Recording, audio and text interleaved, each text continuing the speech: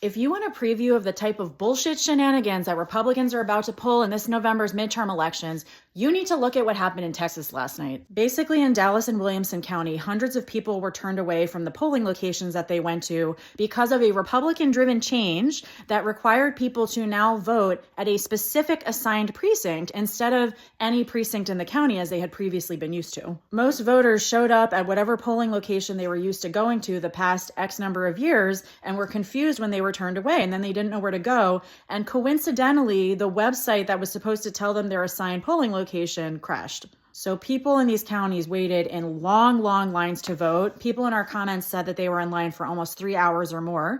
And some people just left. They didn't have the time, so they didn't vote at all. The Democratic primary candidates banded together and asked a judge to extend voting time by 2 hours for the people who had been affected by these precinct assignments. And the judge agreed. But Texas attorney shithead Ken Paxton inserted himself in everybody else's business and went to the Texas Supreme Court and asked them to not only block the extension, but to not count any votes that were cast after 7 p.m. It is one thing to be a dick about voting rights. It is another thing to be a dick about voting rights who has a vested interest in the outcome of the Democratic primary.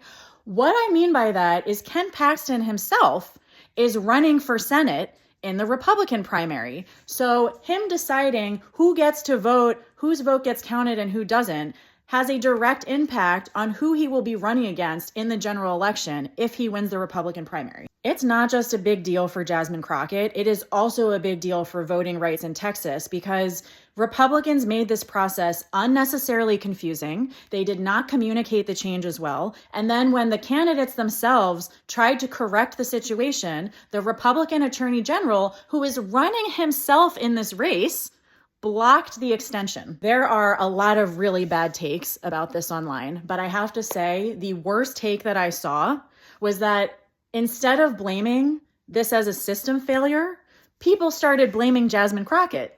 I saw multiple comments that said something to the effect of, well, Crockett's campaign should have known about this. They could have gotten the word out about the voting changes.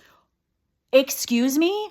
Are you telling me that instead of blaming the systematic failure of our voting system and the malicious attempts at Republican state leadership in Texas to discourage people from coming out to vote and their votes to be counted, that you are blaming the Black woman who is running for Senate?